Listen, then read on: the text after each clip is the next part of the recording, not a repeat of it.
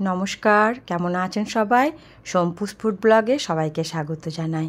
আজকে মঙ্গলবার, বড় মঙ্গলবারের আজকে লাস্ট মঙ্গলবার। তো আমি আজকে যাচ্ছি হনুমানজি মন্দিরে। আমাদের এখানে ইকো পার্কে এই বড় হনুমানজি মন্দিরটা আছে, তো সেখানেই আমি আজকে লাস্ট মঙ্গলবারের পুজোটা দিতে এসেছি। তো এখন ঘড়ির কাঁটা বাজে 8টা। তো আমি সেইভাবে হাজব্যান্ডকে বলে রেখেছিলাম যে সকাল সকাল পুজোটা দিয়ে দেব। তো ছুটি যখন পাইনি তো সকাল সকালই আমাকে নিয়ে চলে এসেছে। তো খুব ভিড় ছিল না, 8টার সময় খুব একটা ভিড় ছিল না, কিন্তু আমার আগে অনেক পুজো হয়ে গিয়েছে বলল পুরোহিত মশাই। তো আমি যখন গেলাম তখন খুব ভিড় পাইনি।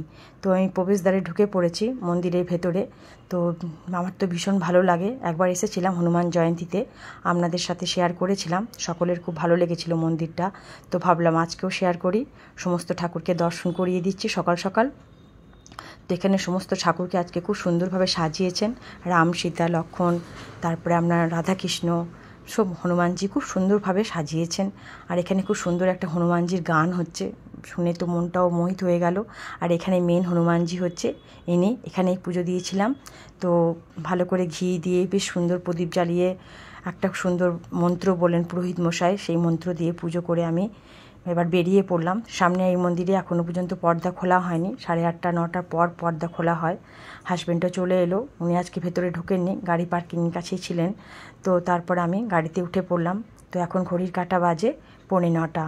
তারপরে তো গিয়ে হাজব্যান্ড ছেলে সব অফিস যাবে, তো সেই জন্য তাড়াতাড়ি করে একটু এলাম। তো আজকে রান্না খুব একটা করিনি, দুধ কমপ্লেক্স আম দিয়ে দিয়েছি, ওরা দুজনেই খেয়ে বেরিয়ে পড়লো। তারপর আমি আমার বাড়ির পুজো পঞ্চমুখী হনুমানজিকে ভালো করে জবা ফুলের মালা দিয়ে, গাঁদা ফুল দিয়ে, তারপর লাড্ডু ভোগ দিয়ে পুজো দিলাম। সমস্ত ঠাকুরের পুজো করে নিলাম, রাধাকৃষ্ণ, লোকনাথ বাবা, মহাদেব, লক্ষ্মী গণেশ, লক্ষ্মী নারায়ণ, আমার সমস্ত ঠাকুর, জগন্নাথ দেব, সবাইকে পুজো করা হয়ে গেল। তারপর আজকে তো পূর্ণিমাও লাগবে, তো মন্দিরে আমাদের পূর্ণিমা পুজোও হবে, তো আমি সেখানেও যাব। তো আমার পুজোটা হয়ে গেল। তো বাজারে আমার হাজব্যান্ড পেয়ে গেছিলো ন্যাংরা আম। তো ন্যাংরা আমটা আমার খুব ভালো লাগে না, যাই হোক পেয়েছে, নিয়ে এসেছে। খুব একটা মিষ্টিও ছিল না, 50 টাকা কেজি আমটা। তো হিমসাগর জানি না আর পাবে কি না, তো আমার মনটাও খুব খারাপ হয়ে যাচ্ছে, আমি তো খুব ভালোবাসি হিমসাগর। তো আমগুলো সাজিয়ে রেখে দিলাম, তারপর আমি মন্দিরেও চলে এলাম। তো মন্দিরে এখন আরতি হচ্ছে। তো কালকেও তো জগন্নাথ দেবের স্নানযাত্রা, তো ভীষণভাবে দিনটা এখন ভালো যাচ্ছে। আপনার হনুমানজি, পূর্ণিমা, জগন্নাথ দেবের স্নানযাত্রা সব শুদ্ধ নিয়ে বেশ ভালোই দিনটা কেটে যাচ্ছে। পুজো নিয়ে থাকতে আমার খুব ভালো লাগে। তো সারাদিনে আমি পুজো নিয়ে একটু বেশি সময়টা কাটিয়ে দিই। তারপর পুজো হয়ে গেল, আমি চলে এলাম, একটা পার্সেল এসেছে। তো আমার কাজের মাসিকে দিয়ে বললাম যে পার্সেলটা একটু তুমি আনবক্সিং করো। তো এত সামান্য একটা জিনিস আমি বার করছি, আপনাদের দেখাচ্ছি, কিন্তু এটা এত উপকার। আমার বাড়িতে একটু ককরোচ হয়েছিল, তো ভাবলাম ককরোচগুলোকে কি করে মারবো। তো এই যে সামান্য ওষুধটা দেখছেন, এটা এটা আপনার খুব সুন্দর অ্যাড দিচ্ছিল মেশো থেকে। তো ভাবলাম এই লিঙ্কটা নিয়ে আমি দেখি একটা অর্ডার দিই। বড় কিছু নিলাম না, একদম ছোট 3 পিস নিয়েছিলাম। তো সেটাই আমি কালকে দিলাম, কালকেই প্রায় 10খানা আরশোলাকে আমি মৃত দেখলাম। তো আমি খুব কাজে পেলাম। তো আপনাদের বাড়িতে যদি কোনো আরশোলা থাকে আর যদি এই ওষুধটা আপনাদের লাগে, তো আমাকে অবশ্যই কমেন্ট করে জানাবেন, আমি লিঙ্কটা আপনাদের পাঠিয়ে দেবো। ভীষণ উপকারী একটা জিনিস আমি একটা অর্ডার দিয়েছিলাম। আর এই দিদি এখন ঘড়ির কাঁটা বাজে সন্ধ্যে 6:30। তো ওদের জন্য আজকে একটু নুন চিনি শরবত করে দেবো। চিনিটা একটু ভিজিয়ে নিয়েছিলাম 10 মিনিট। তো প্রচণ্ড গরম, তো আজকে এই নুন চিনি জল না দিলে আজকে উপায় নেই, মানে শরীর থেকে প্রচণ্ড পরিমাণে ঘাম বেরিয়ে যাচ্ছে। তো ভাবলাম বাড়িতে এখন লেবুটা যখন রয়েছে, লেবু শরবতটাই করে দিই। আপনাদেরকেও বলছি যত পারবেন এই লেবু জলটা খাবেন, এতে কি হবে, শরীরে এনার্জিটাও বেরোবে আর স্লাইনের কাজ করবে। তো আমি সেই হিসাবে, আমি তো আর নিজে খেতে পাচ্ছি না, কেন চিনিটা খুব একটা আমি খাই না, অ্যাভয়েড করি। তো ওদের দুজনকে একটু করে দিলাম, একটু বরফ ছিল তো সেই বরফটাও দিয়ে দিলাম। এখন ঘড়ির কাঁটা 7:30, হাজব্যান্ড অফিস থেকে চলে এসেছে। তো আমি এবার কিচেনে ঢুকে পড়েছি, এখনও ছেলে আসেনি। তো ভাবলাম আজকে মঙ্গলবার রাতে কি রান্না করব। তো আজকে একটু পরোটা বানাবো আর একটু আলুর চচ্চড়ি করব। তো আলুর চচ্চড়িটা আমি আগেও ব্লগে আপনাদের দেখিয়েছিলাম, যেটা আমার খুব প্রিয়, কাঁচা লঙ্কা টমেটো দিয়ে বানাই। তো সেটাই আমি আজকে একটু বানিয়ে নেব। তো তার জন্য আমি কুকার চাপিয়ে দিয়েছি, তরকারি আলুটা আমি কেটেই নিয়েছিলাম, একটু আলু, একটু টমেটো, একটু কাঁচা লঙ্কা।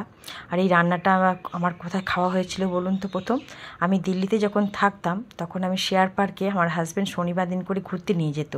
শেয়ার পার্ক বা চিত্তরঞ্জন পার্ক যে নামে আপনারা চেনেন, তো সেখানে আমি যেতাম আর ওখানে গিয়ে রাধা বল্লভীর সাথেই তরকারিটা খেতাম। তো আমার এত ভালো লাগতো। তো সেই তরকারিটা তখন থেকেই আমি যখনই আমার মনে পড়ে তরকারির কথা তখনই আমি বাড়িতে বানাই। যখনই লুচি বলুন, রুটি বলুন, পরোটা বলুন, মুড়ি, সব দিক দিয়ে কিন্তু এই রান্নাটা খুব ভালো লাগে। তো আমি বাড়িতেই একদম অল্প তেল, অল্প মশলার মধ্যে কিছুই নয়, একটু হলুদ গুঁড়ো, একটু নুন আর একটু চিনি, আর বাকি কিছু না, দুটো কাঁচা লঙ্কা। তো এটা দিয়ে আপনি যদি এই রান্নাটা করেন অবশ্যই আপনাদের খুব ভালো লাগবে। যদি কেউ খেয়ে থাকেন তাহলে তো বুঝবেন আমি কি বলছি, আর যদি কেউ না করে থাকেন একবার আমার রিকোয়েস্টে এইভাবে রান্নাটা করবেন, অল্প তেল দিয়ে, জাস্ট অল্প তেল দিয়ে একটু পাঁচফোড়ন, বাস কি ভালো লাগবে আপনাদের কি বলবো। তো যাই হোক, আমার খুব প্রিয় একটা রান্না, তো এটাই আমি শেয়ার করছি সবসময় আপনাদের সাথে। তো আর কি খাবো, সবজির মধ্যে কোনো সবজি দিয়ে আমার ছেলে রুটি পরোটা খেতে চায় না, তার জন্য এটাই ওর ভালোবাসে। তো ওইটাই আমি আজকে একটু করে নিচ্ছি। তো 2 মিনিটের মধ্যে একটু আমি রান্নাটা ভালো করে কষে নেব। তারপর এখানে সামান্য সেন্দুক নুন দিয়ে দিচ্ছি। আজকে এতটাই গরম, যে ড্রেস পরছি সেই ড্রেসেই আমি ভিজে যাচ্ছে, এতটা শরীরে ঘাম বেরিয়ে যাচ্ছে, একটুকু হাওয়া নেই, জানলা দিয়ে একটু হাওয়া পাচ্ছি না। তো একবার করে যাচ্ছি রুমে, এসিটা চালিয়ে এসেছি, একবার করে যাচ্ছি, ঠান্ডা হয়ে আবার কিচেনে ঢুকে পড়ছি, প্রচণ্ড পরিমাণে গরম লাগছে। যাই হোক, আপনাদের সাথে গল্প করতে করতে আমার রান্নাটাও হয়ে যাচ্ছে, আর আমার রান্না করতেও খুব ভালো লাগে, তো সেই জন্য রান্নাটাও করে নিই। 2-3 মিনিট মতো কষে নিলাম। তেল অল্প দিলেও রান্নাটা কষতে হবে একটু বেশি সময় করে, কারণ আলু কাঁচা গন্ধটা যেন চলে যায়, তবেই কিন্তু রান্নাটা টেস্ট হবে। তো 2-3 মিনিট আমি কষে নিচ্ছি, আবার আমি রান্নাটা সিম করে দিলাম। তারপর একটু জল দিয়ে আমি এবার একটু জল দিয়ে দেবো রান্নাটাতে।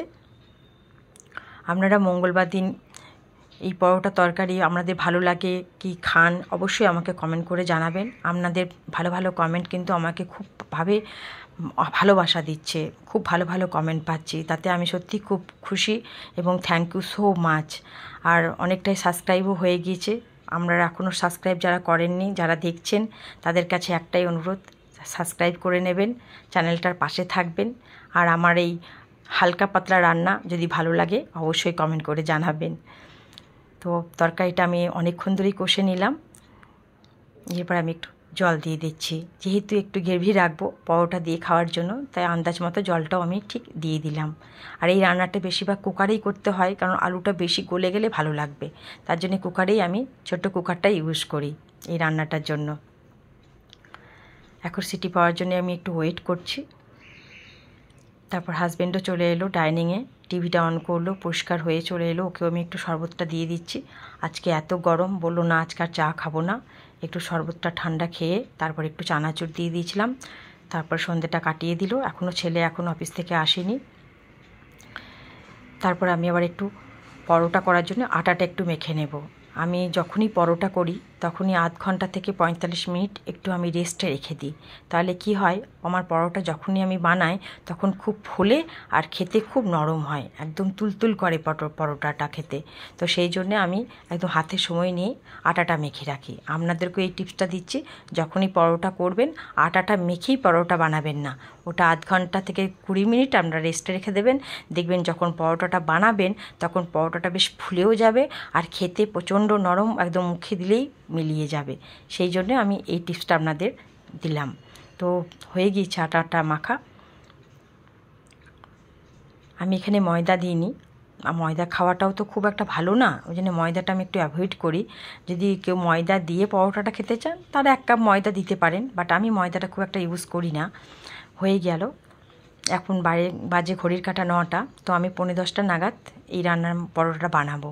তো এখানে কুকারটাও ঠান্ডা হয়ে গিয়েছে, তো সেখানে আমি ঢাকনাটা খুলে তরকারি আলুটা একটু জাস্ট সঁপে নিচ্ছি। এতে কি হয়, আলুটা মাখা মাখা হলে খেতে খুব ভালো লাগে, কাঠি কাঠি থাকলে ভালো লাগে না, ওই জন্য হাতাটা দিয়ে একটু ভালো করে মেখে নিলাম। দেখুন কালারটাও কত সুন্দর এসছে। অনেকেই কিন্তু সাদা আলু চচ্চড়িও খায়, কিন্তু আমার ভালো লাগে না। আর এই চিকন পরোটা কাদের ভালো লাগে অবশ্যই কমেন্ট করে জানাবেন। একদম ডিনার সার্ভ করে দিয়েছি, ডিনার একদম রেডি হয়ে গিয়েছে, আম, বোঁদে, তরকারি আর পরোটা।